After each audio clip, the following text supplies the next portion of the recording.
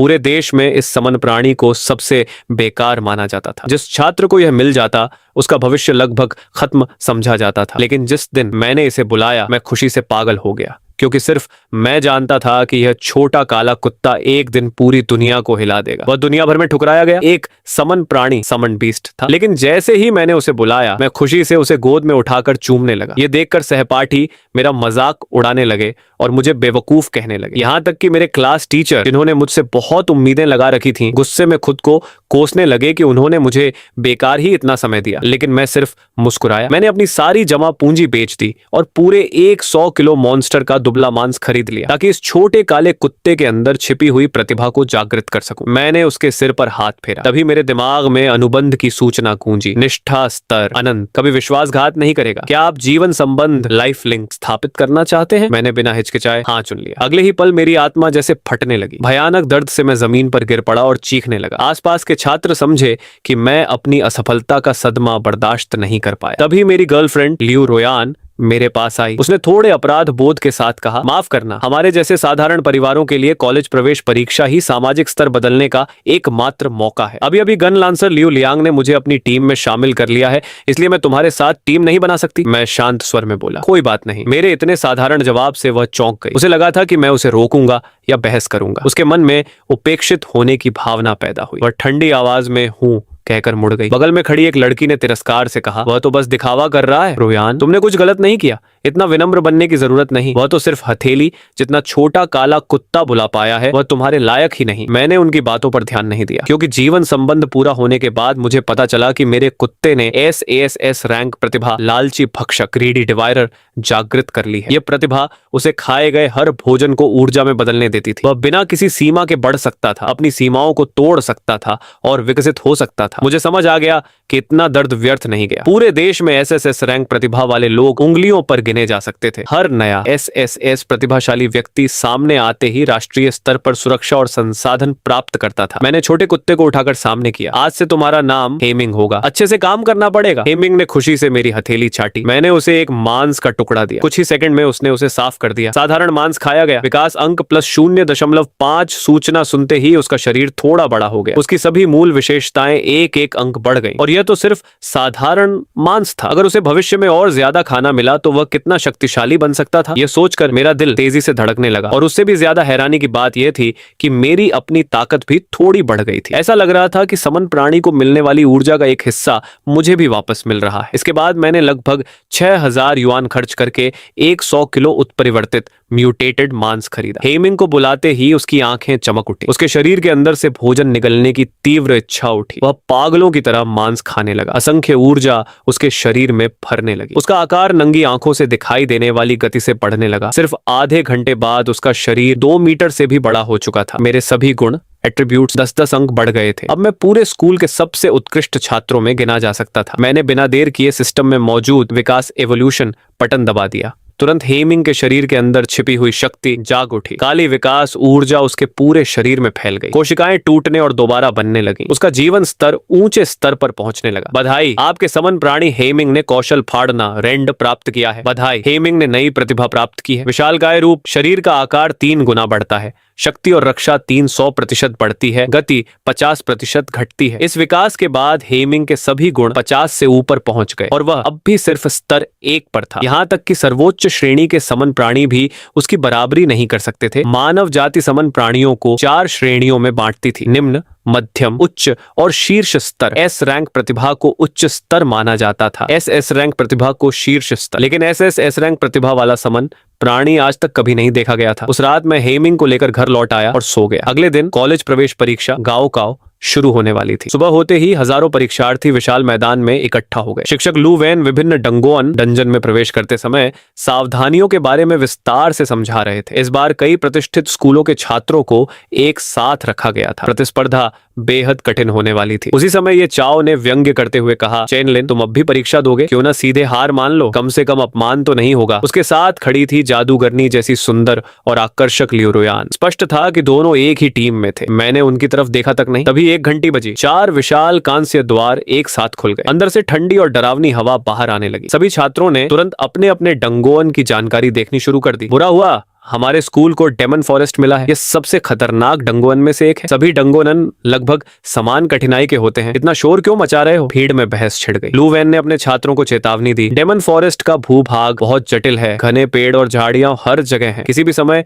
राक्षस हमला कर सकते हैं, हमेशा सतर्क रहना। इसके बाद उन्होंने घड़ी जैसी एक मशीन निकाली। यह मैकेनिकल रिकॉर्डर है, तुम लोगों के द्वारा अर्जित किए गए अंक सीधे बाहर प्रसारित करेगा। फिर दूसरी घंटी बजी। इसका मतलब था राष्ट्रीय प्रवेश परीक्षा आधिकारिक रूप से शुरू हो चुकी थी। सबसे पहले सफेद कवच पहने बर्फीले नीले बालों वाली बेहद सुंदर लड़की आगे बढ़ी। वह तो हमारे स्कूल की सीनियर सुलिंगशुए है। वह अकेले डंगोन में जा रही है। जितने ज्यादा लोग टीम में होंगे उतने कम अंक मिलेंगे। असली प्रतिभाशाली लोग अकेले ही चुनौती लेते हैं। चारों तरफ बैठे जूनियर छात्र उत्साह से चर्चा करने लगे। मैंने भी मन में आदेश दिया, डंगोनन कनेक्शन शुरू। अगले ही पल एक चमकदार सफेद रोशनी ने मेरे पूरे शरीर को घेर लिया। बाकी सभी लोगों ने टीम बनाकर डंजन में प्रवेश किया था, लेकिन उसने अकेले ही डंगन में जाने का फैसला किया। सभी के अंदर जाने के बाद लेवल 20 का एक मध्यम आयु का व्यक्ति हाथ लहराता है और सामने की जल स्क्रीन पर डंगन के अंदर का दृश्य दिखाई देने लगता है। उसी समय एक सफेद रोशनी चमकती है। सेकंड हाई स्कूल का एक छात्र खुद ही डंगन से बाहर निकल आता है। स्कूल के सभी शिक्षक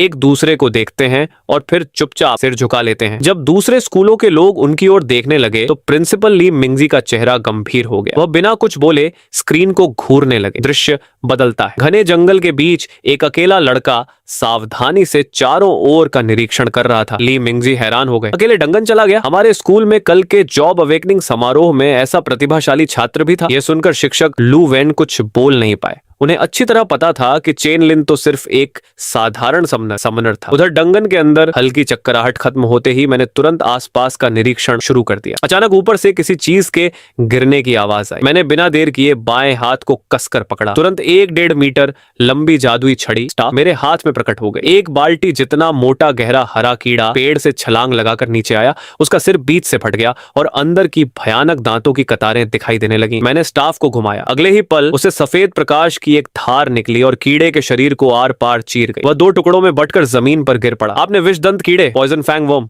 को मार दिया। 5 अनुभव अंक प्राप्त हुए। उसी समय मेरी कलाई पर बंधे रिकॉर्डर में सूचना चमकी, अंक +15। बाहर बैठे सभी लोग स्तब्ध रह गए। क्या ये समनर नहीं है? लेकिन इसकी प्रतिक्रिया, गति और मूवमेंट तो किसी हाई एजिलिटी क्लास वाले योद्धा जैसी है। ये देखकर लू वेन भी दंग रह गए। हालांकि चेन लिन ने पहले भी प्रैक्टिकल क्लास में अच्छा प्रदर्शन किया था, लेकिन इतना डरावना कभी नहीं था। कीड़े को मारने के बाद मैं जंगल के अंदर की ओर बढ़ गया। तभी अजीब सी चीखें सुनाई दी। कई छोटे, बदसूरत और हरे रंग के जीव चारों ओर से निकल आए। मैंने उन्हें तुरंत पहचान लिया। गोब्लिन। पाठ्य पुस्तकों के अनुसार वे बेहद हिंसक होते हैं, तेजी से प्रजनन करते हैं और भोजन न मिलने पर एक दूसरे को भी खा जाते हैं। मैंने अनुमान लगाया कम से कम 50-60 गोब्लिन थे। अगर ये सब एक साथ टूट पड़े तो मेरे बचने की संभावना बहुत कम थी। मैंने मन ही मन पुकारा, हे मिंग। एक सफेद रोशनी चमकी। आसमान में भेड़िए की लंबी और गूंजती हुई हुआ हुआ सुनाई दी। हे मिंग की ठंडी सुनहरी आंखें गोब्लिनों पर टिक गईं। उसने दांत निकाले। अगले ही पल उसके चारों पैर जमीन पर जोर से पड़े। वह तोप के गोले की तरह आगे बढ़ा। सबसे आगे भाग रहे गोब्लिन का सिर तुरंत फट गया। उसका शरीर पीछे की ओर उड़ गया। दोनों ओर के गोब्लिन चिल्लाते हुए हथियार लेकर उस पर टूट पड़े। हड्डियों से बने हथियार उसकी पीठ पर लगे। कड़ाक, हथियार टूट गए। हे मिंग ने एक पंजा मारा। एक गोब्लिन का सिर तरबूज की तरह फट गया। उसने रक्षा की बिल्कुल परवाह नहीं की और कत्लेआम शुरू कर दिया। कम बुद्धि वाले गोब्लिन भी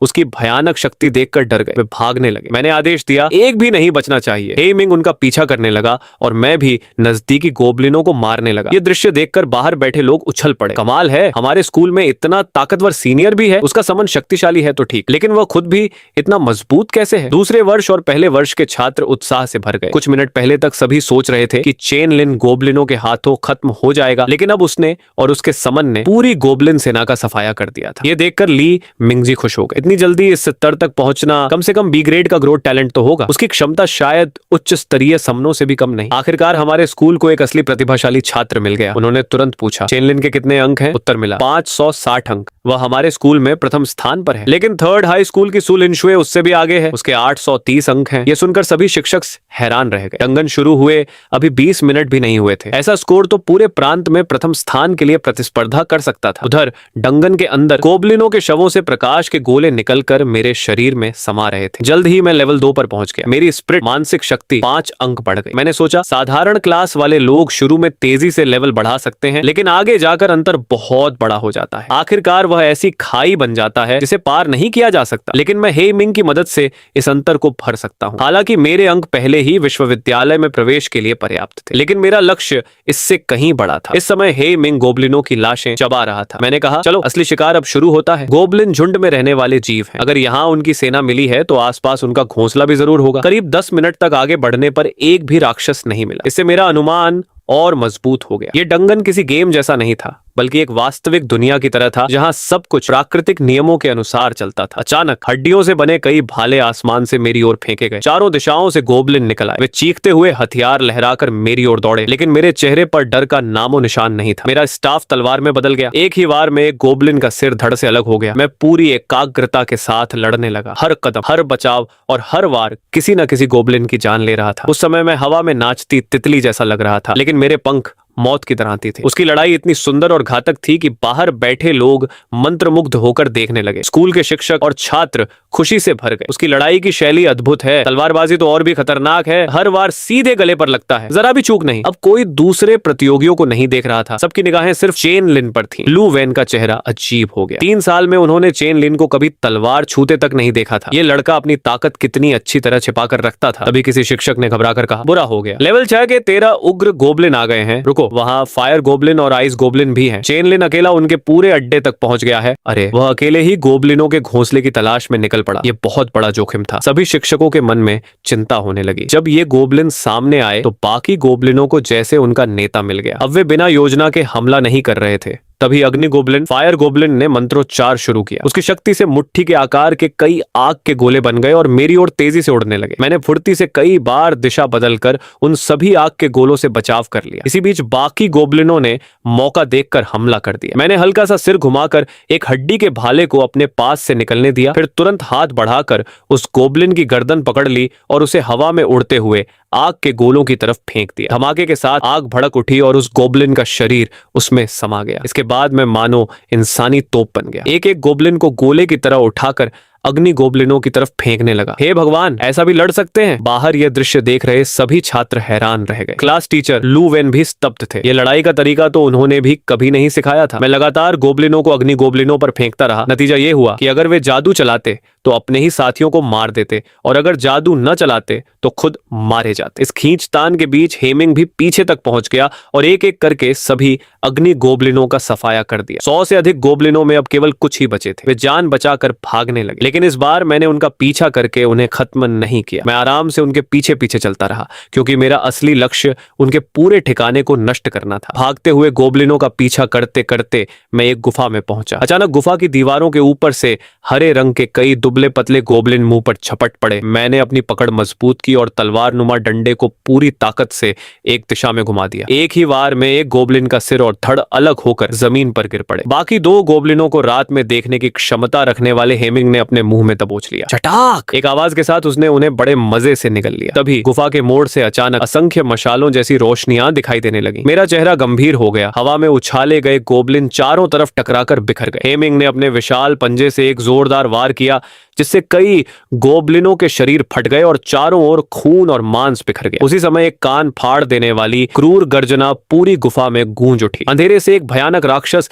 धीरे धीरे बाहर आया। उसका शरीर घने बालों से ढका था, मांसपेशियां फूली हुई थीं और उसका आकार किसी छोटी इमारत जितना विशाल था। वह गुस्से से हेमिंग को घूर रहा था। मेरा चेहरा गंभीर हो गया। यह तो एक उग्र गोबलिन सरदार बजर्ग गोबलिन चीफ था। उसी समय एक विशाल ट्रोल गरजता हुआ हमारी ओर दौड़ा। उसके हर कदम से पूरी गुफा कांप रही थी, लेकिन हेमिंग, ब्लैक मिंग बिल्कुल नहीं डरा। वह सीधे ट्रोल की तरफ झपटा। उसके पंजों से काली चमक निकली और उसने ट्रोल के शरीर पर 4 गहरे घाव बना दिए। दर्द से ट्रोल और भी उग्र हो गया। उसने अपने विशाल हाथों से हेमिंग का सिर पकड़ लिया और पूरी ताकत से उसे जमीन पर पटक दिया। हेमिंग के मुंह से खून निकल आया और वह दर्द से कराह उठा। उसे दबते देख मैंने तुरंत अपना पेशेवर कौशल इस्तेमाल किया। सुदृढ़ीकरण मंत्र, एनहांसमेंट स्पेल। उसकी सभी मूल क्षमताएं 20% बढ़ गईं। सफेद रोशनी हेमिंग के शरीर पर चमकी और अगले ही पल उसने ट्रोल को उल्टा जमीन पर पटक दिया। फिर उसने ट्रोल के शरीर से मांस का एक बड़ा टुकड़ा नोच लिया। ट्रोल ने भी रक्त पिपासा, ब्लड लस्ट कौशल सक्रिय कर दिया दोनों जानवर पागलों की तरह लड़ने लगे। मैं लगातार सुदृढ़ीकरण और उपचार मंत्र हीलिंग स्पेल चलाता रहा। इस भीषण युद्ध की आवाज कई 100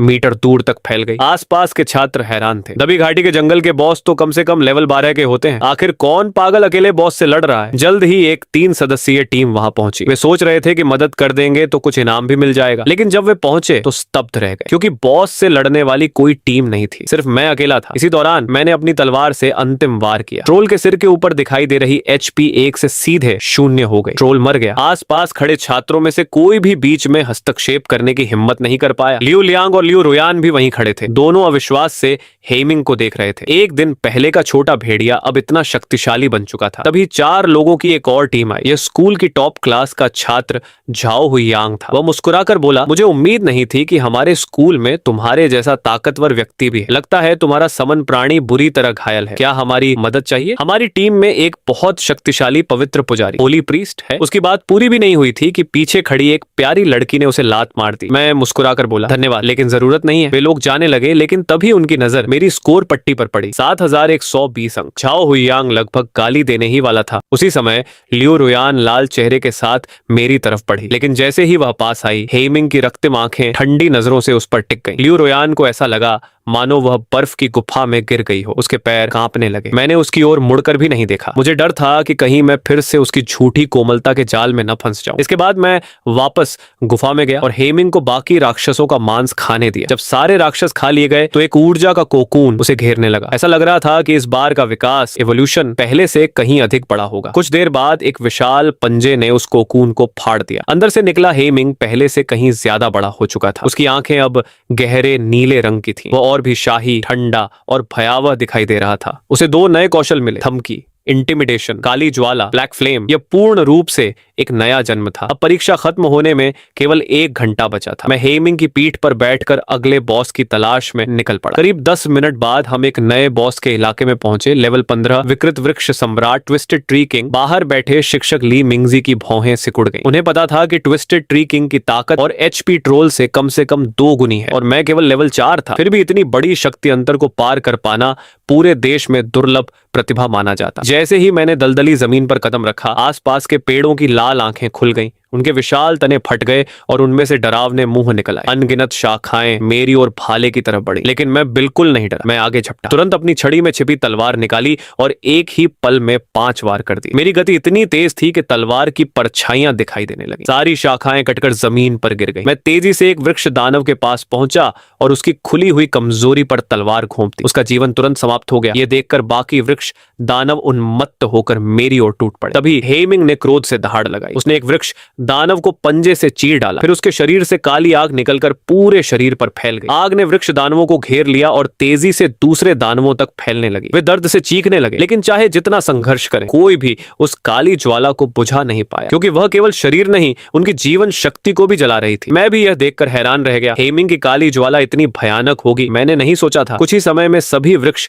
दानव राख बन गए। फिर सारी काली ज्वाला वापस हेमिंग के शरीर में लौट आई। इसका मतलब था कि अब उसे ऊर्जा पाने के लिए मांस खाने की जरूरत नहीं थी। वह सीधे ज्वाला के माध्यम से ऊर्जा अवशोषित कर सकता था। कुछ ही देर में मैं और हेमिंग दोनों एक स्तर ऊपर पहुंच गए। मेरा स्कोर बढ़कर सीधे 7120 हो गया, लेकिन तभी अचानक जमीन फट गई। सुनहरे रंग की मोटी जड़ें बिजली की गति से बाहर निकली और चारों तरफ हमला करने लगी। दूर से एक भयावह और क्रोधित गर्जना सुनाई दी। सैकड़ों वृक्ष दानव, ट्री स्पिरिट, 100 मीटर से भी ऊंचे विशाल वृक्ष राजा की रक्षा करते हुए धीरे धीरे आगे बढ़ रहे थे। मैं चुपचाप एक कदम पीछे हटा। भले ही मेरी सभी मूल विशेषताएं, एट्रीब्यूट्स 50 से ऊपर पहुंच चुकी थी, फिर भी अगर मैं सीधे लड़ने जाता तो शायद मारा जाता। अपनी ताकत की सीमा मुझे अच्छी तरह पता थी। मैंने कहा, हेमिंग जाओ और इन्हें खत्म कर दो। इतने ताकतवर दुश्मन तो समन प्राणियों के लिए ही बने हैं। हेमिंग की आंखों में क्रूर चमक उभरी। उसके पूरे शरीर पर काली आग भड़क उठी और वह अपने सबसे शक्तिशाली रूप में विकृत वृक्ष राजा ट्विस्टेड ट्री किंग की ओर झपट पड़ा। काली लपटें लालच से हर चीज को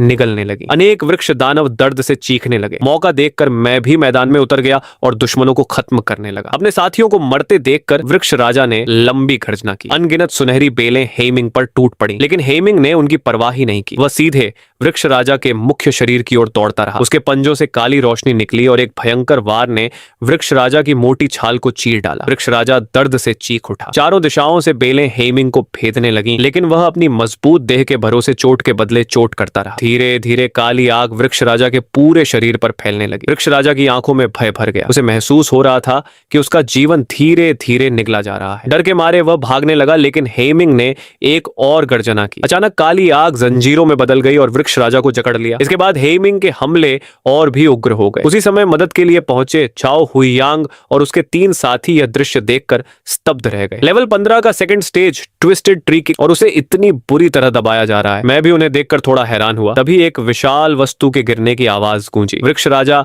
मारा जा चुका था। मेरे शरीर पर सफेद प्रकाश चमका। मैं लेवल 8 पर पहुंच गया। साथ ही रिकॉर्डर में मेरे अंक 3000 बढ़ गए। बाकी बचे वृक्ष दानवों को मैंने झाओ हुइयांग और उसके साथियों के लिए छोड़ दिया। मियाओ शान शान ने आश्चर्य से कहा, अंक कमाना इतना आसान भी हो सकता है? सिर्फ 10 मिनट में ही उनके अंक शीर्ष विश्वविद्यालयों की न्यूनतम प्रवेश सीमा तक पहुंच चुके थे। झाओ हुइयांग ने सिर हिलाया। असल वजह हेमिंग है। उसकी मौजूदगी से ये सारे दानव डर गए हैं। हम इन्हें चाहे जैसे मारें, कोई भी पलटकर हमला करने की हिम्मत नहीं कर रहा। इस समय सारी काली आग वापस हेमिंग के शरीर में समा गई। उसका सामान्य आकार अब बढ़कर 7 मीटर हो चुका था। मेरी सभी मूल विशेषताएं भी 70 अंक से ऊपर पहुंच गई। मेरा स्तर सीधे लेवल 10 हो गया। अब मैं पहला जॉब ट्रांसफर फर्स्ट अवेकनिंग कर सकता था। मैंने मन ही मन सोचा, इस बार की कॉलेज प्रवेश परीक्षा यहीं समाप्त होती है। तभी डंगोनन ने जबरन सभी प्रतिभागियों को बाहर भेजना शुरू कर दिया। सफेद रोशनी में घिरे छात्र एक एक कर विशाल चौक में लौट आए। चारों ओर जयकारे गूंजने लगे। 7 मीटर ऊंचा हेमिंग मेरे बगल में शांत बैठा था। मैं सचमुच प्रथम स्थान हासिल कर चुका था। शिक्षक और प्रिंसिपल उत्साह से लाल पड़ गए थे। अविश्वसनीय, 3 प्रतिभाएं और खुद भी इतना शक्तिशाली। एक समनर होकर इतने राक्षसों का शिकार करना, इतिहास में ऐसा कभी नहीं हुआ। इसके बाद प्रांतीय रैंकिंग भी जारी हुई। जैसा कि सभी को उम्मीद थी, मैं पूरे प्रांत में प्रथम स्थान पर था। हेमिंग सचमुच एक राक्षसी अस्तित्व था। उसकी वृद्धि की कोई सीमा नहीं थी और हर विकास एवोल्यूशन के साथ उसकी शक्ति कई गुना बढ़ जाती थी। अब मैं अपने अगले समन प्राणी को लेकर उत्साहित था। घर लौटकर मैंने यह खुशखबरी माँ और छोटी बहन को सुनाई। साथ ही प्रांत में प्रथम आने का 10 लाख ब्लू स्टार कॉइन का पुरस्कार भी खाते में आ गया। अब माँ और बहन को तंगी में जीने की जरूरत नहीं थी। इसके बाद मैं अपने कमरे में गया और प्रथम जॉब ट्रांसफर की तैयारी करने लगा। जॉब ट्रांसफर के लिए एक विशेष पुनर्जन्म डंगोनन रीबर्थ डंगोनन पार करना जरूरी था। मैंने बिना झिझक पहला ट्रांसफर बटन दबा दिया। अगले ही पल मेरा शरीर गायब हो गया। निर्देशांक 08694। यह एक ऐसी दुनिया है जो विनाश के कगार पर है। मानव सभ्यता की अंतिम चिंगारी बुझने वाली है। क्या तुम इसे बचाओगे या इसके विनाश का कारण बनोगे? वैकल्पिक मिशन 1, 1000 आपदा राक्षसों का संहार करो और बचे हुए लोगों की रक्षा करो। वैकल्पिक मिशन 2, आपदा माता राक्षस की सहायता करो ताकि वह सब कुछ निगल कर विकसित हो सके। प्रतिभागी 10 समय सीमा 24 घंटे ब्लू स्टार पर स्वेच्छा से वापसी संभव नहीं। मैं अचानक एक खंडहर के बीच प्रकट हुआ। बिना सोचे मैंने पहला मिशन चुन लिया। अगर आपदा माता सब कुछ खा जाएगी तो मेरा हेमिंग क्या खाएगा? उसी समय पास की कांच की इमारत से एक लड़की बाहर आ गिरी। उसके पीछे एक खून से लथपथ बिना चमड़ी वाला रेंगने वाला आपदा राक्षस निकल आया। वह लड़की पर झपटा। लड़की ने मुश्किल से बगल में पड़ी तलवार की ओर हाथ बढ़ाया, लेकिन देर हो चुकी थी। मौत का डर उसके चेहरे पर साफ दिखाई दे रहा था। तभी एक तलवार की चमक बिजली की तरह कौंधी। राक्षस का सिर उसके शरीर से अलग हो गया। मैंने लड़की की ओर देखते हुए कहा, नमस्ते, मेरा नाम चेन लिन है। लड़की बोली, मेरा नाम लू यू है। मैं उससे इस दुनिया की जानकारी लेने ही वाला था कि अचानक संचार यंत्र से आवाज आई, स्थिति असामान्य है। सभी तुरंत पीछे हटे। लू यू का चेहरा बदल गया। उसने मेरा हाथ पकड़ लिया। जल्दी चलो। लेकिन उसकी बात पूरी भी नहीं हुई थी कि दूर से एक कार उड़ती हुई हमारी तरफ आई। मैंने झटके से उसे पीछे धकेल दिया और अपना डंडा आगे कर लिया। भारी टक्कर से मैं 10 मीटर पीछे खिसक गया। लू यू घबरा गई। तुम ठीक हो? मैंने सिर हिलाया और सामने देखा। वहां एक 2 पैरों पर चलने वाला, पूरे शरीर पर नुकीले कांटे लिए भयावह राक्षस खड़ा था। यह ब्लेड डेमन है। लू यू का चेहरा गंभीर हो गया। अब हम बचकर नहीं जा सकते। अगले ही पल ब्लेड डेमन बिजली की गति से हमारी ओर दौड़ा। मैं बिना हिचक उसके सामने जा खड़ा हुआ। डंडे के भीतर छिपी तलवार निकालकर मैंने उसके धारदार हाथ को रोका। धातु टकराने की तेज आवाज गूंज उठी। ब्लेड डेमन दहाड़ा और दूसरा हाथ मेरे सिर की ओर घुमाया। मैंने उसे पीछे धकेल दिया और चिल्लाया, लू यू, अपनी तलवार मुझे दो। उसने बिना सवाल किए तलवार मेरी ओर फेंक दी। अब मेरे एक हाथ में तलवार और दूसरे में ब्लेड था। मैंने युद्ध की मुद्रा बनाते हुए कहा, आओ अब फिर से कोशिश करो। उकसावे से क्रोधित होकर ब्लेड डेमन फिर झपटा। उसकी दोनों भुजाएं लगातार वार कर रही थीं। मैं भी बिना डरे दोनों हथियारों से उसका सामना करने लगा। कुछ ही सेकंड में दर्जनों बार टकराव हुआ। दोनों की गति इतनी तेज थी कि सिर्फ धुंधली परछाइयां दिखाई दे रही थीं। हजारों वारों के आदान प्रदान के बाद आखिर मुझे उसकी एक कमजोरी दिखाई दी। हिंदी अनुवाद। हजारों बार की भिड़ंत के बाद आखिरकार मुझे उसके बचाव में एक कमजोरी दिखाई दी। मैंने हल्का सा सिर झुकाकर उसके जानलेवा वार से खुद को बचा लिया। उसी क्षण मेरे बाएं हाथ की लंबी तलवार ऊपर की ओर लपकी और उसकी तलवार पकड़े हुई बाह को चीर डाला। उसे संभलने का मौका दिए बिना मैंने तुरंत अपनी तलवार उसके सीने की ओर घोंप दी। तेज धार उसकी कठोर चमड़ी को भेदती हुई आर पार निकल गई। लू यू अपनी अब भी दर्द कर रही बाह को सहलाते हुए मेरे पास आया और पूछा, तुम यहाँ के रहने वाले नहीं हो, है ना? मैंने न तो हाँ कहा